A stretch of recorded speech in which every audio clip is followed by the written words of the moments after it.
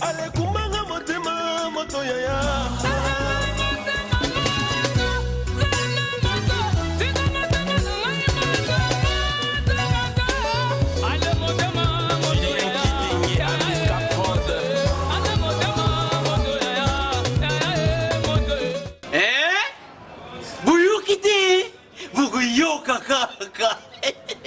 Kinshasa, Nabiso, Kin et l'équipe partout.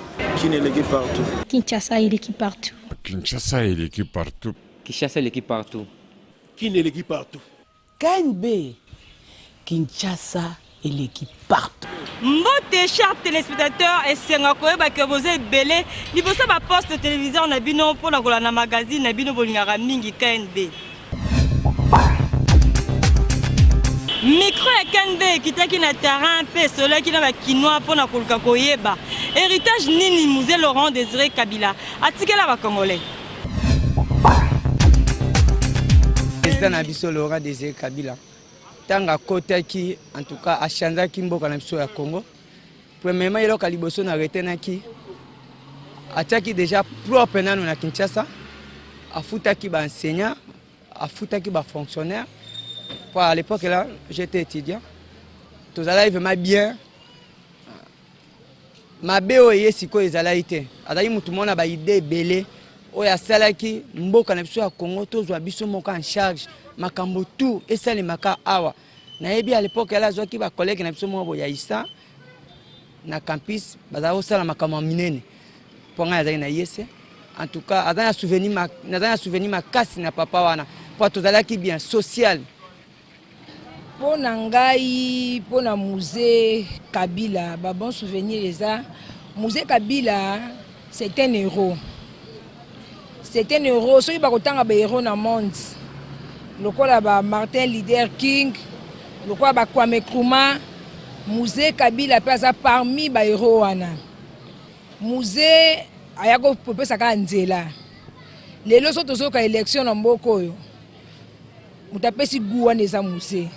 Ceux qui le Congo, tous côté de l'émergence, c'est grâce à musée. Ceux qui le tous la démocratie, c'est grâce à musée. Donc ce musée a quitté, des bilans que nous tous on a le les calangote. Musée a mérité honneur, tout le belake micolonios, a la fleur. Chaque jour faut qu'on arroser. Et ça quand on a les 16T, a faut arroser chaque jour.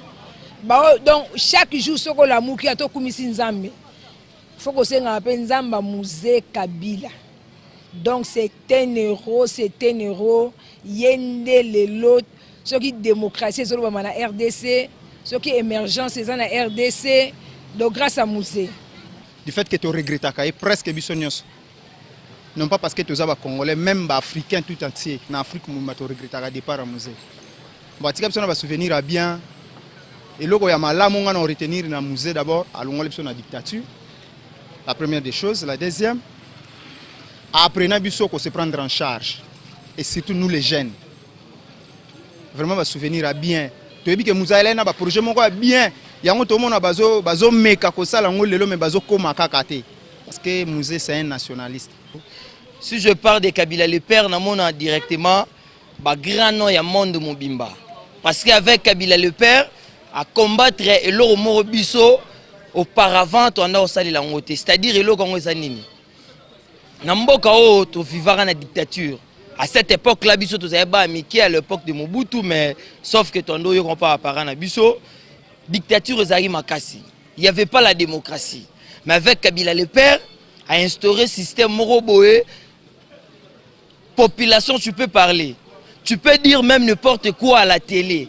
Mais oyo kangoza mibeko non que mon compte roya pour arrêter non institution mteko kangayo à part ça a changé vraiment mentalité na biso bakinois ba konzo boko yaka botika biso na idéologie wana lingamboka na yo tika peuple a se prononcer aloba démocratie ezala c'est comme ça les gens vivent to vivra le roi ba mindele. C'est comme ça, démocratie ne sala mboka et faire avancer. C'était ça. La pesibino mote belé Kabila le père. Esprit na yo fanda ki mesiko sali. mituka ebele etambolaka na ville ya Kinshasa ezalaka nango na besui glace te. Eza danger permanent mpo na bakinois. Boyoka bakinois bango mo ndenge ba réagir. Sous glace. Il y a un de son avis ceux qui par exemple mboula ezobeta soko za na ngote otombolata. Il y a un risque makasi parce que so za na ngote normalement tinga so na za na ngote. Et sous glace on a za na ngote na otombolati. Net tinga ne na abona auto changer ngo patron na nga na ebisa ki ils ont un problème à changer qui et sous glace na changer qui ngo. Et sous glace rôle nango eza pona ko essuyer glace en cas ya pluie ce qui betombu les obeta. Pour visibilité za la malamu na sambula il faut essuyer glace et ça la malamu pour glace za la plus claire. Ainsi la matin déjà na mutuka aux sur glace. Na mona déjà que ma belle nango za randeni. Au moins mbula les obeta un d'abord vite remis flou. Hein bon ça peut accident au moins mon chauffeur au kende azu moi lok moi pense à liboso banine. Moi je suis là tomate là je suis au moins yango te. Au moins on est là côté aux ala na ta voiture. Au moins on est dans la 4. Bon, et ce glace, ils allaient pour Namboula, tant que bêta pour au monde Angela Malamu. Ce que ça n'a Namboula, en tout cas, faut au téléma. Pour ça, la glace était pour Yangonde Mtokolongola, mais pour mon Angela au Kende. Ce que ça n'a pas été la dégâts. Et que ça va accident pour aux monate, bouillir, Angela, les amolés, le monate. Kasi biso na kainbe to kolobaka que véhicule nyonso basala yango na essuie-glace na yango soki omoni essuie-glace na yo esala kalisute ndeko pardon luka o changer mosusu sinon ekobendela o accident Kinshasa et l'équipe partout. Baparents mingi na Kinshasa babetelaka bana masolo ya village natal na bango kasi peu d'entre eux bamemaka bana yango sur place batala ba village bango moko. Qui n'est l'équipe partout, quand une besali constant, bas parents, bas grands-parents, bas lingarasus ko la kisa bana na bango, bas village d'origine na bangote. Parents peso qui a ça ce qu'on a possibilité te. Ako me mayon de gene. Hein? Musu pe zali ka loba ke ye moko lingite. Hein pas yebi pourquoi lingite? Mais normalement tozana droit ya ko kende ko visiter ka ba biloko wana pesa ba place ba ancêtre na biso ba outil. Otamone tozana droit. Ndati ngana lingaka kokende kuna mais pelaka kokoma kuna pe po mi bongama oke kula ndenge nini ba condition ya kuna nde bazo vivre biso to kokaka ngote eloko ezala ko sala ke biso to mema bana na ba congé te to ba vacances te pona ba moyen de transport neti biso neti ngaibo na mema bana na kena bango tine kwateti na lisala ozo mona zaki trajet molai kolia ya bana ko vanda ya bana alors ezako pesa moi passe yango tikala kaka mona congé bo bana bavanika na kisasa moi lem suna pokwa boye ozako betela mwana moi ba histoire ke mboka nange ezali sala mboko baboti bakoko nanga eza tozali bangomeme tozali bwela mboka na biso ya bakoko wana ezalaki bwela na bwela kuna basalaka masanga ya nini ya sese balamba pe balotoko bakendeke pe bamai kopese bongo bambisi mona na poka bavandi boye bakoko mibali bazomele masanga bakoko basi bazolamba balotoko nyonso wana naza kopesaka bango ba histoire. Pour papa normal il faut ebisa bana na ye epa ya wuti ayeba lokanga na musakata bana ngai babundaka de ngalo même tozolo ba français ou linga mais de français na bana kisakata so tout le monde ngai collectivité village ni ya tata na bino agoyebisa on peut bon les vacances encore mais bon de fois tant les vacances ils ont musala il faut ça l'obligation mon pose par exemple congé annuel pendant les vacances qui mais parents nyonso il faut dans un souci que banana yeba mwana mboka parents dans un souci en terre parenté donc bien dans souci parce que je chance au kola na mboka hein dans quinoa te moi je suis pas quinoa hein to yé Kinshasa jeune mais na yebi mboka na ngai so bimbo mboka na ngai za kutu na yebso na za na quartier tel quartier basiki balabala air Congo donc je connais le quoi na zo mona elongi ya lopango na biso. Diététicienne nutritionniste Yvette Diasongo a expliqué le micro à KNB régime alimentaire. Nazali nutritionniste diététicienne na hôpital général à Kinshasa, na département de nutrition. Ce qui total kaka mo wana régime ezali na mwa basens ebele na bato oyo baza badietéticienne te soki olobi na ye régime d'emblée akomona ntango mosusu eza régime moko soit parlementaire eza sorte moko ya pouvoir lolenge ya kodirige ya kokamba régime ekozala militaire régime parlementaire régime présidentiel ndenge wana na sens mosusu soki olobi na moto régime tokotala neti bambuma ndenge tozala soit na babitabe omoni régime ya bitabe do bambuma ensemble ya bambuma bafruit oyo esangani en grappe liboke moko esika moko tokobenga yango régime mbila régime babitabe eza régime me na biso baminganga oyo totali makambo ya kolia minganga bilei banutritionniste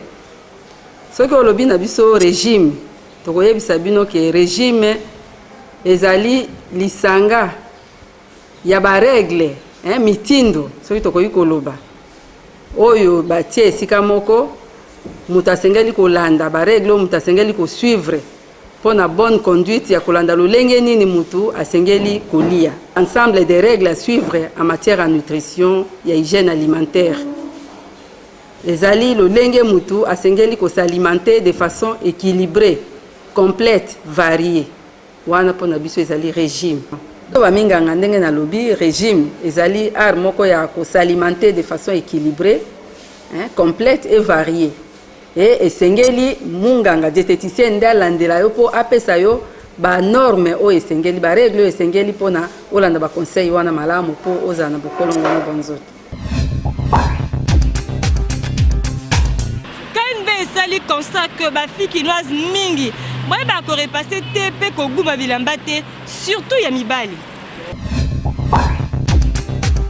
D'abord éducation ebandaka no na ndako soki na ndako aboyaki misala yango wana ake nango tina libala na ye mususu mpe eza oyo abali nanu te ezaki alingi na ye kosa misala te yango azoyeba te mpo oyo mutu nyonso tu mpo oyeba eloko d'abord il faut zapembe na mutu oyo azosala ta mususu mama azolamba yo zano kuna libanda ozosano ma mususu ofanda ba camarade na yo bilamba na yo olata aka bongo orepasa te eza tarte o amoni ayebi te aluki mutu o ayebi swati voisine na ye o bafandi na ye pembeni asabi mama nga ntukanga pena na koka orepase chemise ya papa te na yebaka te okolakisa te barepasaka te donc akolakisa ye akoyeba donc baza na soni te soni ezala te complexe ezala te donc amipesa abengi mutu oyo ayebi kosala mosala wana alakisa ye bon nayekolango epa mama na biso erando arepasela papa na biso bilamba nde place na ye bango jeune fille azala nde loyenge te ntango mama osala fo azala concentré place mama osala mosala mutu mpe likolo kaka te jeune fille olamuki 6 heures ozwi déjà liputa ona sac otie na sale mpe kokeluka bisika odefelela mboke po oke boîte te bongo te oyeba mosala ndeni fo vanda place mama osala mosala mpo oyeba eza nde ndenge wana eza problème d'abord éducation de base esika babokoleli moto mwana mwasi ezesenga na bato baza kobokola ye baapprendre ye lobi na ye kezala ndenge nini parce que libala ereko ya asutuka te c'est à partir de la maison bato babokoli ye baapprendre ye bon na domaine na musala nasalaka en tant que technicien de formation nazwa chance ya kokende kosala misala moko boye okoti na ndako moto osala mosala balobi nokoti na chambre mere okoti na chambre oregrete nakoti na chambre ya mama moko esalanga mpasi namoni ke oyo mobali oso ake découvrir libanda ezala départ parce que ezaki échec makambo nyonso ebandaka na ebandeli soki déjà de ebandeli na yo laisser aller ezalaki tozomona lelo bamama na biso bazotika laisser aller mwana moke mwana komi na age ya ba 9 ans mwana komi daka kotia babote kotelema na coin kobimaka or na ntango akala bamama na biso bazolakisa biso bien kolamba kosala misala makambo nyonso donc nga na mona yango eza faute ya baparents na biso parce que génération ya mikolo oyo eza sous génération moko te oyo tokoki kotutela tolo bamama batu bakomi na laisser aller trop kotikela bana na biso ya mikie mwana azoyeba kosala mosala te mwana azotia bavernia milai siko ntango otia vernia milai wana seke engeli obake na kosala su mosala te ozomona donc korepasser eza pe problème moko boyo tozokutana ngo pe na ba problème na ba yaya na biso ba oyo babala déjà tozomona ba wana ya ko azoyeba korepasser te surtout elamba mobali ozo repasser elamba mbenza ebi kota mbenza te donc problème eza grave côté wana. ezalaka malamu soki osombi elamba eza na dessin to écrit oyeba ta signification nango. Moi maseke elobelanga eloko te po na edia te elo motende na lati tana kendo somba na somba ka telema eloko elamba mais au juste na eba ite po importance na obie maseke sonde ne na eba ite po nanga na mona aucun problème parce que tant que nous sommes ba t-shirt au monika eloko o sepeli nango o lati donc makama basi ya mabe ou makama mabe c'est eza na mutu quoi, c'est dans la tête. Tout d'abord avant ba initier tu dois d'abord accepter il faut ndima nano so ndimi to okotande ene au sepeli na eloko lati ezambongo no sombi propre ba déficioté ba kabeli ote comment se fait au kota na ba science wana c'est pas possible pona ngeza kaka na sombi na lati na sepeli na ngo setu ngapo na ngamuta koko lata na eza juste akoko lata elamba o sepeli na ngo banyoka ba dragon ba ndeke ba croix ba bande baloba ku ba esprit de mort ne mitwa ba tezala likola t-shirt akoko lata na po parce que ngana mona net ba bafouer marketing abatu. C'est ça. Il y a bilamba ou il y a squelette na zomo na mabe na ngoti. Pourquoi miso na ngane zomo na ngona ba écrit. Na zomo na teke no eza ne skende ba squelette après tunga na comme squelette yana non. Nga ebika na tike mindele ba sale lamba na société usine après usine teki bilamba na tu es obligé ka ya osomba ya kulaka. Moi na Nzambe akola te exemple dragon. Moi na Nzambe akola te lamba bakomi dragon te. Musomo na batie ba squelette. Musomo na batie danger des morts. Non, moi na Nzambe akola te loko wana te. Donc bato bazola tango bazoko miyeba te baza na kati ya bozangi koyeba. C'est pourquoi bazola tango. Donc ezomona biloko wana nyonso ezomona bakombo na ba donc eza bakombo ba marque eza bakombo moko ya mabe eza na bonzambe eza na bakombo mo wuti na bonzambe te. En tout cas nazo pesa conseil bato bazo somba biloko wana okokola te lambe soko moni lambe c'est péché ça normal ça va mais au bakomi danger de mort il y a des gens à la lamba bakomi en anglais bakomi fou ami yebite lobi lobeli liboma omi yebite loko lati tant sozo kende bazo sekayo omi yebite eloko lati ba dessin ba danger de mort ba squelette bon biloko wana ba dragon. Donc et en tout cas nazo conseil pour na bana na Nzambe en tout cas mutu normal okola telamba ba komba dragon te okosomba ngote biomo boti kolanda ndenge ba kinoa ba réagir par rapport ya ba signification ya ba signe ba dessin pe ba kombo o ba komara na bilamba kasi biso na KNB to ko conseiller kaka que avant ya kosomba elamba po olata esengeli ko yeba signification nango po ete bilamba mususu eza ko signifier mabe Kinshasa et l'équipe partout. Na ba église lelo na Kinshasa ba pasteur ebele ba comment ko préférer côté na bango na ba tablette yango rédaction KNB luka keyeba est-ce que tablette est un sujet ya lo lendo to eza ko faciliter prédication na moni tablette eza nango mabete bible pe eza nango mabete muta ko utiliser pasteur akoko utiliser tablette ne pour parce que tablette et anango ko za na Saint-Esprit te bible pe eza nango ko za na Saint-Esprit te ce qui est très important na vie ministère eza ko batela o nzamba pesio so que muta za na Saint-Esprit asale la tablette asale la bible il y a pas une péché bato bazomona que no tablette eza mabe pona bango vraiment eza mabete bon pona ngai vraiment tablette eza nango mabete bible pe eza mabete pona ngai avi na ngai Bible eza mabete tablette eza mabete eza sko seno mutu na mutu so komi ko salela ngo na makanisi mabe wana komi mabe so zo salela ngo na malamu eko servir yo pe na malamu c'est ça kozanga en plus c'est comme ça mutu bilobela so ki ozangi yango ozangi possibilité ngo somba tablette batela kimia mukolo nzamba opesa o somba ngo o changer à vie oyo lobaki liboso bon tablette ezo sunga biso na ko préparer mateya c'est-à-dire kala na banda ko préparer mateya même séminaire nazo salango peut-être même ko banda tongo vers ta même 12 heures na silisi mais na tablette ezo sunga eza comme ordinateur mini ordinateur c'est-à-dire na muke kaka peut-être 45 minutes na ko préparer mateya c'est-à-dire avec par exemple na même mon prison na ko beta kaka na komika prison ebimiselinga nyonso oyo baverse nyonso eza na prison. Soki mutu alobi lisumu eza kokende na kosala oyo eza contraire volonté ya Nzambe. Siko appareil eza instrument lokola mutuka. Muntu omati na mutuka ozokende. Tango omati na mutuka elengi tango ozotambola okei awa facilité na déplacement. Alors lisumu wana eza bisika nini? Eza kaka instrument ndenge tozo utiliser télévision po talaka. Kasi biso na KNB tomoni na biso mabe moko wana te, ezala osala la tablette, ezala osala la Bible, isifika kaka ezala maloba na Nzambe nde yango eko édifier biso. Kinshasa et l'équipe partout.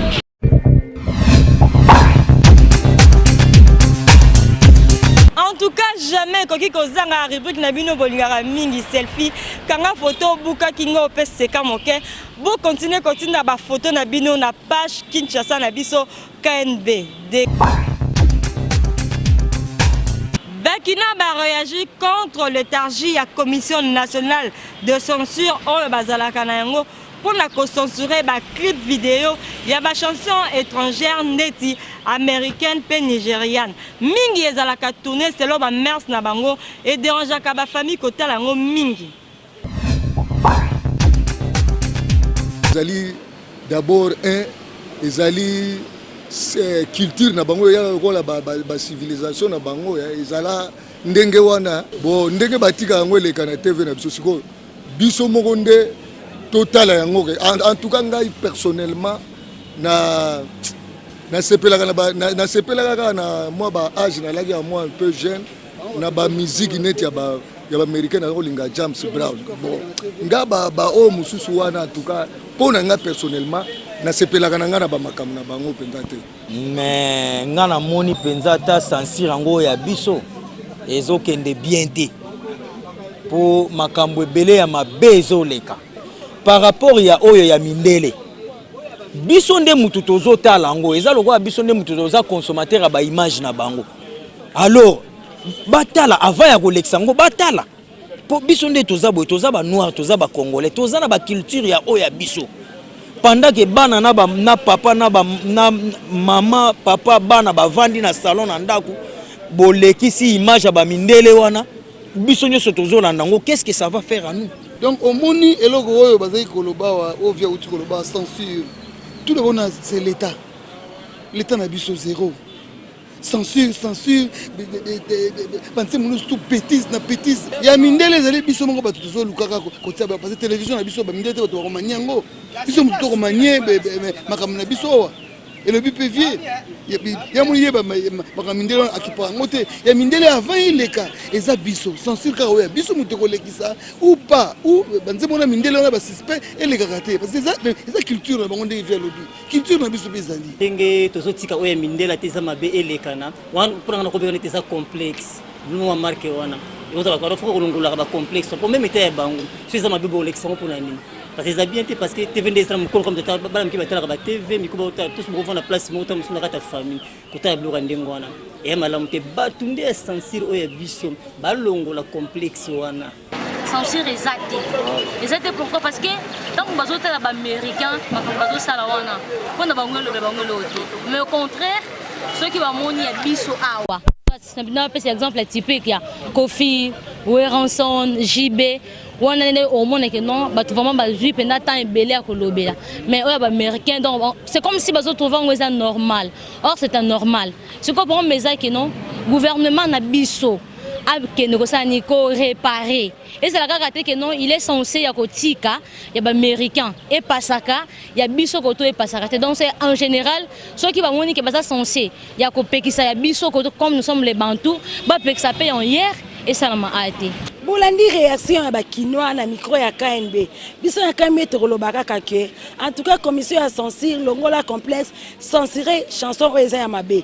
Oeza ya mabe au censurer. Oeza ya mabe te otika ngoleka pour le bien-être de la population. Kin et l'équipe partout. Magazine bino bopona bolinga esi bovota KNB mokolo lelo komi na suka na ki na esenga ko présenter ngo sur le boulevard du 30 juin na lingi bino mingi yango na souhaité bino déjà ba bon week-end bobo sanateur que Kin et l'équipe partout.